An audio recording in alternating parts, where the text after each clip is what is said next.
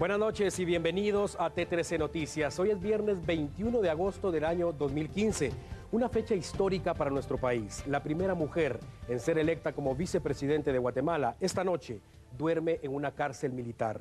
Vamos a iniciar la cobertura de este caso que acapara la atención pública a nivel nacional e internacional con una crónica que resume el ascenso, desarrollo y caída de la carrera política de Roxana Baldetti. Hasta el 16 de abril del presente año, parecía una funcionaria dedicada a gobernar en beneficio del pueblo y dispuesta a hacer los cambios que fueran necesarios para erradicar la corrupción. Pero ese día, el Ministerio Público y la CICIG revelaron la existencia de la estructura La Línea, dedicada a la defraudación aduanera. Más de 20 personas fueron capturadas, entre ellas los exjefes de la SAT, Omar Franco y Carlos Muñoz. Pero el impacto que cambió el rumbo de la historia de Roxana Baldetti ocurrió cuando se dijo que el líder de la estructura criminal era su secretario privado, Juan Carlos Monzón. Abril 20. Se confirma que Juan Carlos Monzón tenía una orden de captura a nivel internacional, pero pese a ello y a la recompensa de 100,000 quetzales ofrecida por el Ministerio de Gobernación para quien ofrezca información que permita su captura, el sujeto continúa prófugo de la justicia. El día 25 del mismo mes, distintos sectores de la sociedad guatemalteca se unieron para rechazar los actos de corrupción y las manifestaciones se han extendido por más de 3 meses con el mismo objetivo. Hasta ese momento, ni el Ministerio Público ni la CICIG vinculaban a la entonces vicepresidenta de Guatemala con la estructura La Línea, pero las presiones de la sociedad provocaron que Baldetti renunciara al cargo el 8 de mayo y la crisis política causó revuelo.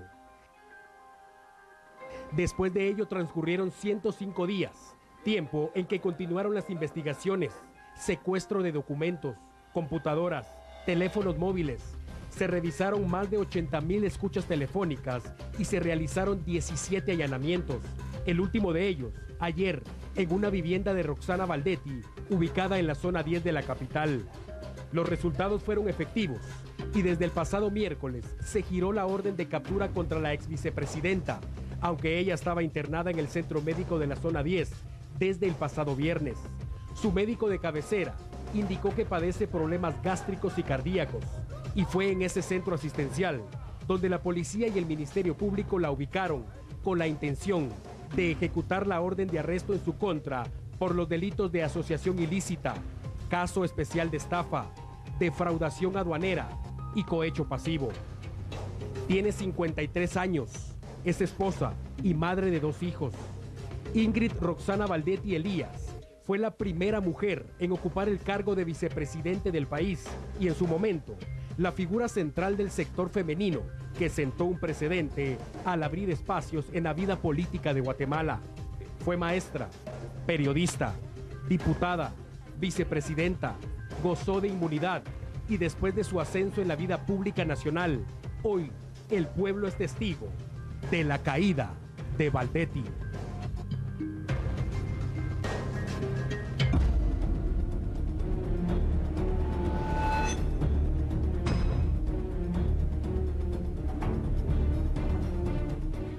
El tema mediático de la jornada sin duda, y más adelante le vamos a ofrecer detalles sobre su traslado a una cárcel militar. Pero esta noche nos acompaña en los estudios de T13 Noticias la fiscal general y jefa del Ministerio Público, Telma Aldana, para ofrecerle a usted los detalles de primera mano sobre este caso que, reitero, es acerca de la captura de la ex vicemandataria de la República, Roxana Baldetti. Licenciada Aldana, buenas noches y gracias por atender el llamado de T13 Noticias. Buenas noches, Alan. Buenas noches, Corina. Bienvenida, licenciada. Gracias. Licenciada Aldana, esta mañana usted indicaba en conferencia de prensa que debían esperar el momento adecuado para proceder a esta captura. ¿Cuándo sabe usted que ya es el momento adecuado y qué hacía falta? ¿Qué pistas hacían falta para poder proceder a la captura de Roxana Baldetti? Como recuerdan, a partir del 16 de abril de este año, hemos realizado una cantidad importante de allanamientos y derivado de estos allanamientos hemos secuestrado, incautado documentos y hemos analizado los mismos. Además, los hemos contrastado con las escuchas telefónicas que alrededor de 88.920 hemos recibido para este caso. Además, secuestramos computadores, especialmente obtuvimos información valiosa del computador del señor Salvador González, alias ECO, que nos permitió establecer la vinculación de la señora Roxana Baldetti y del señor presidente de la República. Señora fiscal, algo muy importante y es todo el proceso previo a que se realice la captura este día. ¿De cuánto tiempo se arma una estructura como esta, la que lleva la detención de la ex vicepresidenta Roxana Baldetti? Este caso ha tenido hasta el momento 2 etapas.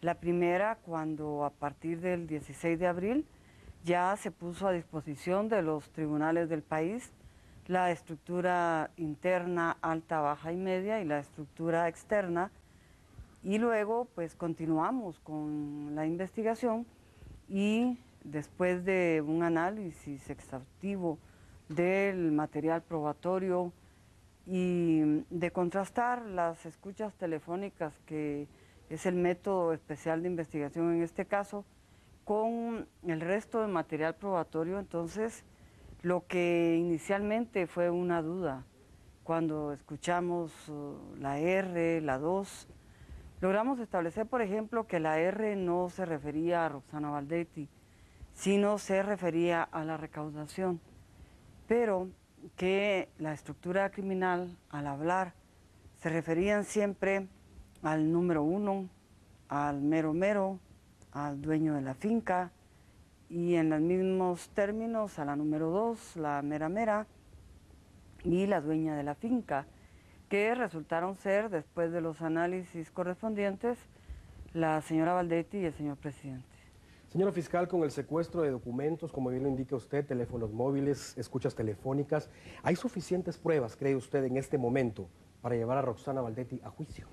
Sin lugar a dudas, hay suficientes elementos de convicción. Además, esta es la parte preliminar de la investigación que utilizamos para pedirle al órgano jurisdiccional la orden de aprehensión, y a partir del lunes el juez contralor va a resolver sobre la situación jurídica de la señora Baldetti y tendremos un plazo para la investigación.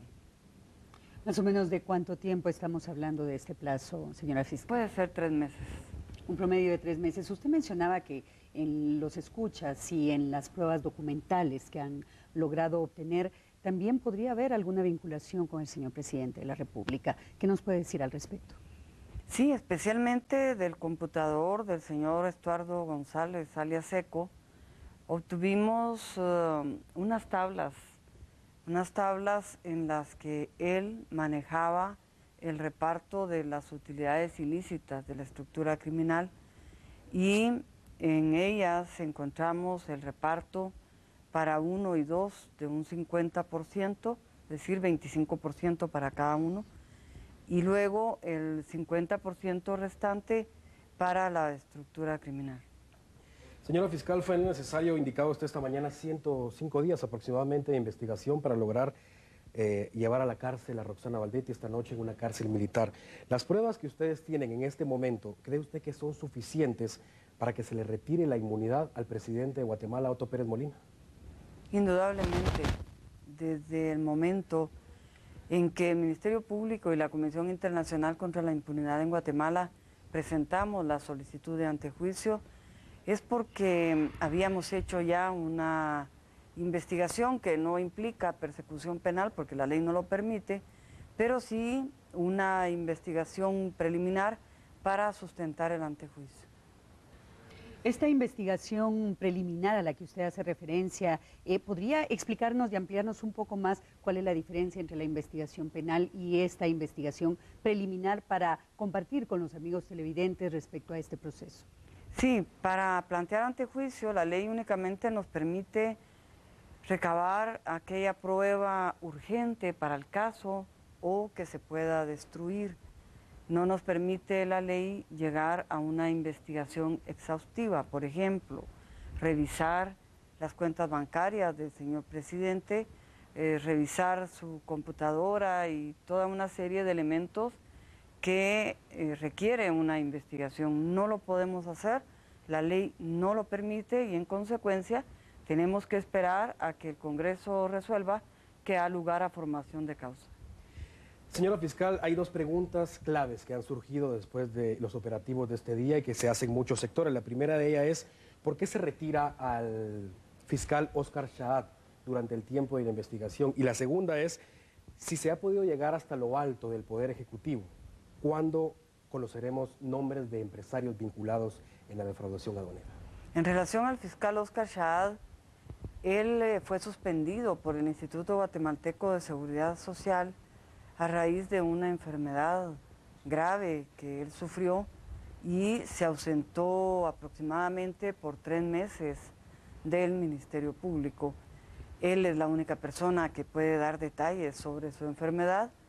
Yo recibí las suspensiones del ICS y estuve en comunicación y estuve al tanto del progreso de su salud y afortunadamente, gracias a Dios, se reintegró a sus labores y siempre por razones de salud lo ubiqué como fiscal especial para conocer el informe de la Comisión Internacional contra la Impunidad en Guatemala en el caso de financiamiento de partidos políticos y también tiene bajo su dirección la Agencia de Delitos Electorales. ¿No había posibilidad de reintegrarlo a esta investigación?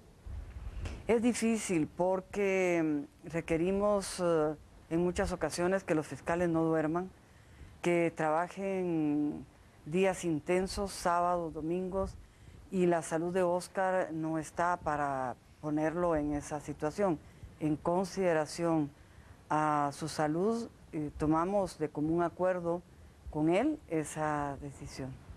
Y luego, en lo que corresponde a los empresarios, les había manifestado que tenemos 88.920 escuchas telefónicas, 5.906 correos, 175.000 documentos, 100 informes de diversas instituciones, 17 allanamientos, 650.000 folios, 2.814 DUAs, documentos único aduanero, desplegados telefónicos y agendas telefónicas alrededor de 100, 32 agendas, información financiera importante.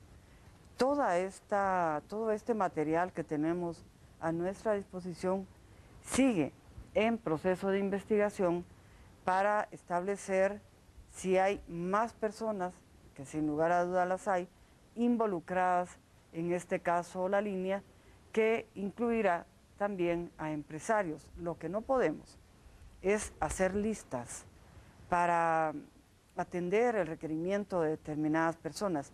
Lo que hemos pedido con el señor comisionado es paciencia a quienes tienen tanto interés en conocer el nombre de los empresarios. Ya tenemos algunos empresarios vinculados al proceso penal y tengan la certeza que después de analizar nuestro material probatorio vamos a llevar a los tribunales a quienes, de acuerdo con las pruebas, resulten involucrados. Y retomamos el tema del caso en contra de la ex vicepresidenta, señora fiscal. Con la información que ustedes tienen en este momento, ¿cuál podría esperarse que sea el futuro de doña Roxana Valdetti?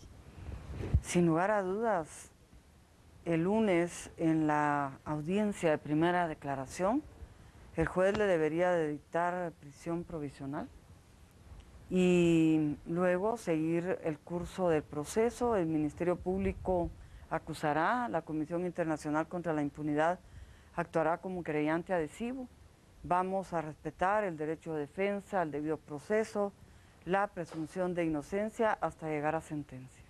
Señor fiscal, estamos ya casi por finalizar. Sabemos que usted también tiene una agenda muy apretada después de tanto trabajo. Tengo una última pregunta que hacerle. Todos sabemos de que la Constitución dice que todos somos inocentes hasta que se demuestre lo contrario ante juez competente. Si asumimos que en algún momento se le va a retirar la inmunidad al presidente Otto Pérez Molina, Roxana Valdetti ya es una exfuncionaria, ¿el Ministerio Público en este momento tiene los suficientes elementos para probar todas las acusaciones en contra de estas dos personas ante juez competente? Con el material probatorio que les he indicado que poseemos, sin lugar a dudas, particularmente las escuchas telefónicas que constituyen un método especial de investigación que se obtiene a través de una autorización judicial y que son recibidas en el Ministerio Público y luego analizadas por técnicos de la Dirección de Análisis Criminal del Ministerio Público y técnicos de análisis criminal de la Comisión Internacional contra la Impunidad en Guatemala, tenemos el material suficiente. ¿Es cuestión de tiempo para que veamos condenados a estas dos personas? Sí, luego ya dependemos de los tribunales del país. Perfecto. Muchísimas gracias, señora fiscal Thelma Aldana y jefa del Ministerio Público. Y es así como le ofrecemos la noticia, la información de primera mano acá en T13 Noticias. Continuamos con la información.